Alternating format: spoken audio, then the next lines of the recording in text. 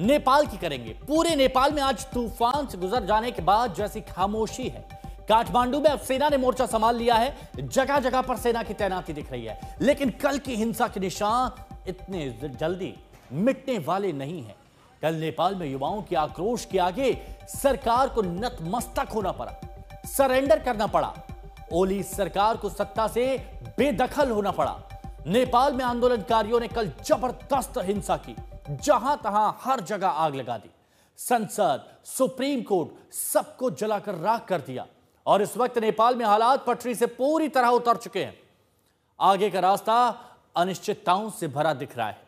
सेना हालात काबू में करने की कोशिश कर रही है, जद्दोजहद कर रही है, आंदोलनकारी युवाओं से बातचीत की जा रही है, लेकिन कोई नहीं जानता कि नेपाल किस रास्ते आगे बढ़ेगा। और ये जो आप तस्वीर देख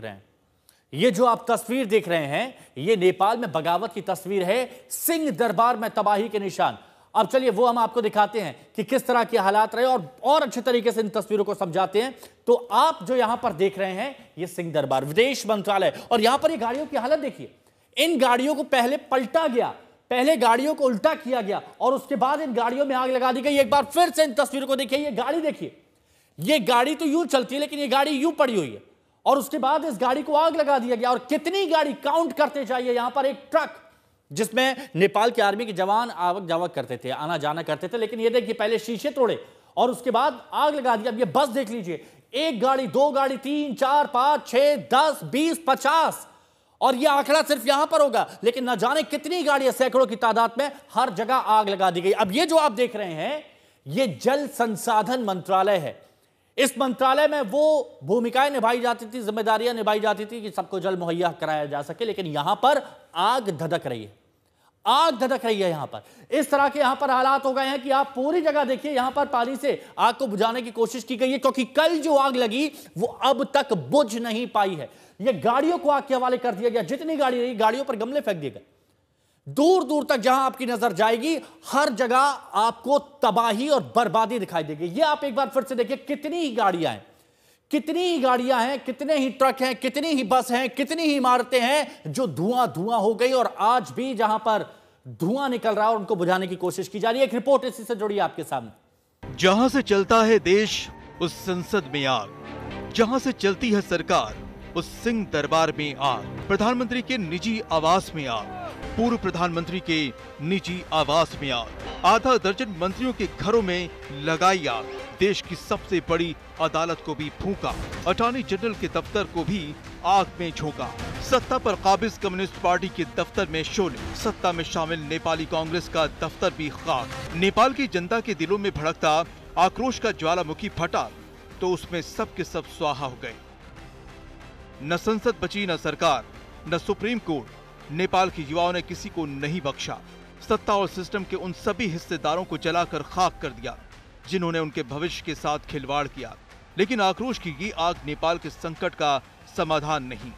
बड़ा सवाल ये है कि अब नेपाल का क्या होगा। ये वो चेंबर्स हैं जहां पे नेपाल के राजनेता, सांसद, प्रधानमंत्री, मंत्री बैठते थे, कानून लिखते थे, और उस जगह से इस वक्त हम आज तक पे एक्सक्लूसिव रिपोर्ट आपको दिखा रहे हैं कि वहां हालात क्या हुए हैं। और ये देखिए, फायर एक्सटिंग्विशर्स है जो अब खुद आग के हवाले पूरी तरह से हो चुका है। पीछे से आवाज आ रही है क्योंकि लोहे के स्ट्रक्चर्स हैं जो लगातार अभी गिर रहे हैं। और ये वो संसद भवन, इसकी सीढ़ियां, जिन सीढ़ियों तक पहुंचने के लिए जनता का वोट लेकर नेपाल के राजनेता यहां तक आए। नेपाल के युवाओं ने सत्ता की चूलें हिला दी, हुकूमत को नतमस्तक कर दिया। अब ये आंदोलन दुनिया के बड़े आंदोलनों में दर्ज हो चुका है। लेकिन नेपाल के संकट का खात्मा यही नहीं होता।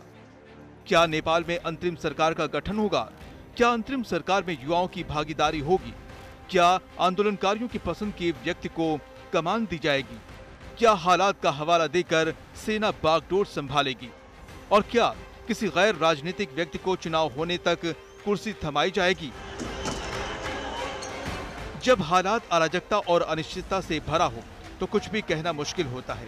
नेपाल में इस वक्त यही हो रहा है। दो चेहरों की जबरदस्त चर्चा है। पहले दावेदार हैं बालिन शाह, जो कि 2022 में काठमांडू के 15वें मेयर बने।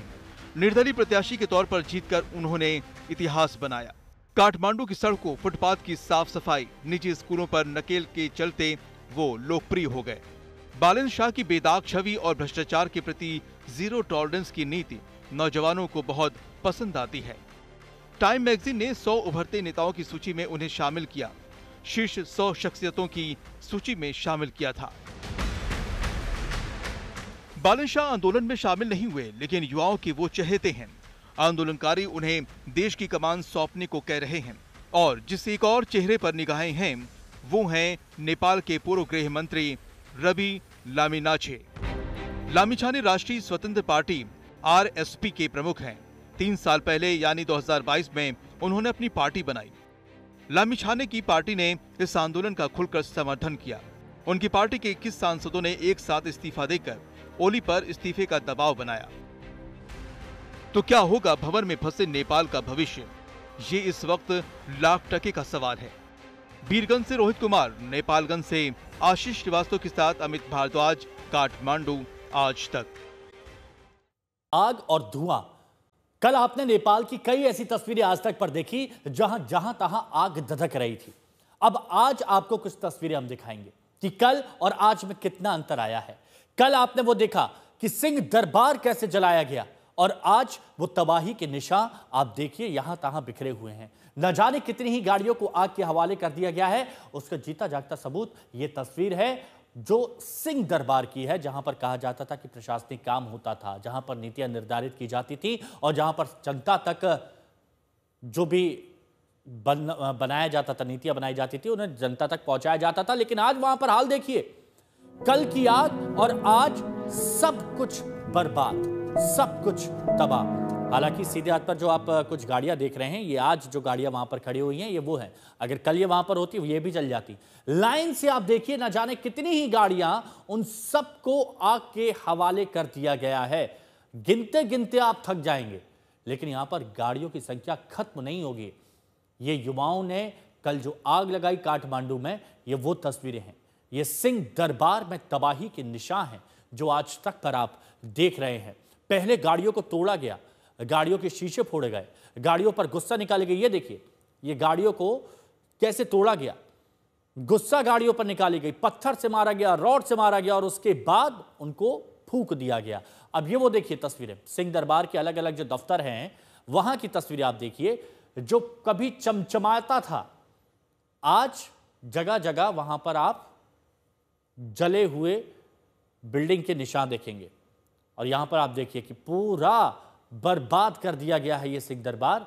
युवा अपनी समस्याओं का समाधान चाह रहे थे, लेकिन उन्होंने जो रास्ता अख्तियार किया उसने नेपाल को बर्बाद कर दिया, नेपाल को जला के रख दिया। अब कौन जिम्मेदारी संभालेगा, कौन मोर्चा संभालेगा, ये बात की बात है। लेकिन अभी जो तस्वीरें आप देख रहे हैं, ये तस्वीरें बताती हैं कि कल से आज तक क्या हुआ है। 1903 में जो सिंह दरबार बना था, आज वो धुआं धुआं हो गया है।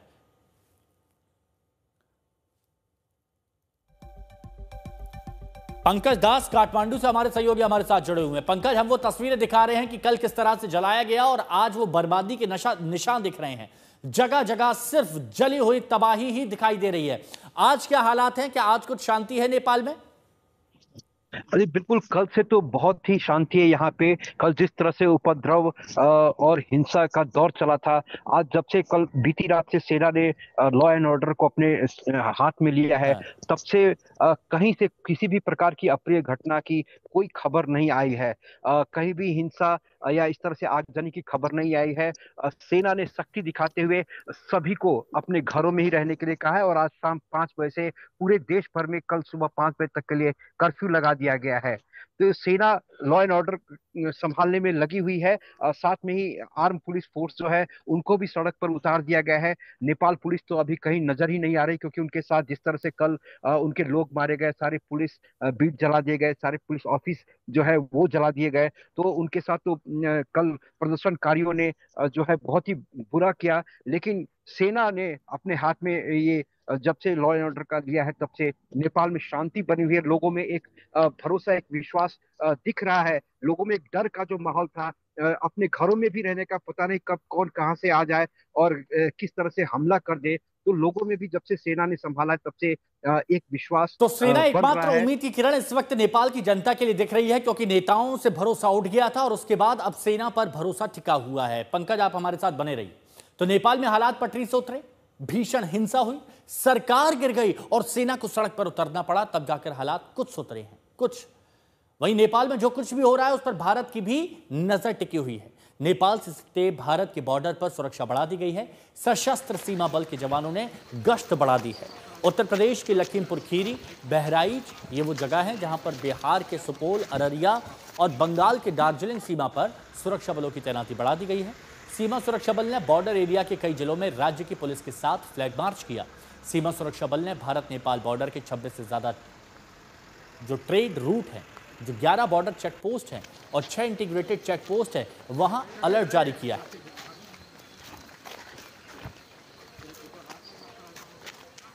तो भारत नेपाल सीमा पर किस तरह के हालात है, क्या सावधानियां बरती जा रही हैं, उस पर बात करने के लिए कुमार अभिषेक भारत नेपाल सीमा से हमारे साथ जुड़ चुके हैं। कुमार अभिषेक, इस वक्त वहां पर किस तरह की मुस्तैदी बरती जा रही है, क्या हालात है वहां?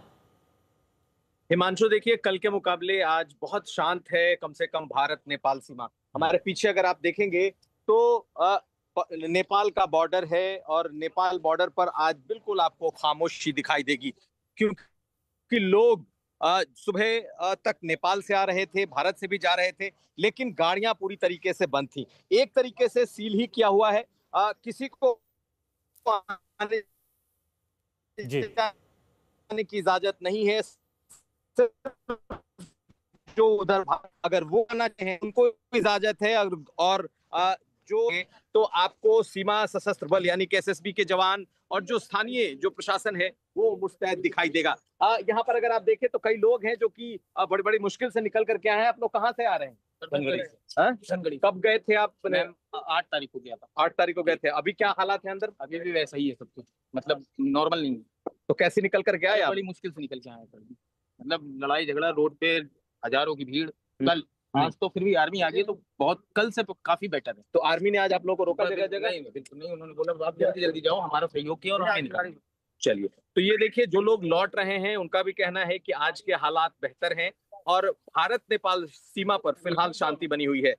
जो यहाँ के पुलिस व्यवस्था है उसने भी तमाम अधिकारियों को यहाँ लगाया और ये सुनिश्चित किया है कि दोनों तरफ से कोऑर्डिनेशन हो और कम से कम शांति बनी रहे। महज 200-300 मीटर की दूरी पर कल भयंकर आगजनी हुई, जो भंसार, जिसे कि कस्टम का चेक पोस्ट कहते हैं, उसे यहाँ पर जलाया गया। तो ये भी वो इलाका है, खास करके जो बॉर्डर इलाके हैं वहां पर बहुत आगजनी और हिंसा इस इलाके में भी हुई है। लेकिन आज हिमांशु अपेक्षाकृत ये पूरा इलाका शांत है। आपको मेरे पीछे अगर देखेंगे तो नेपाल आर्म्ड फोर्सेस के लोग आज दिखाई दे रहे हैं। हालांकि कल हिंसा के वक्त बहुत सारे लोगों ने पोस्ट छोड़ दिया था, लेकिन इस वक्त जो यहाँ के हालात हैं वो आपको दिखाई देंगे। पीछे आपको चेक पोस्ट है उनका, वेलकम टू नेपाल आपको दिखाई दे रहा है। अच्छा, ठीक है, मैं आपको रोकता हूं।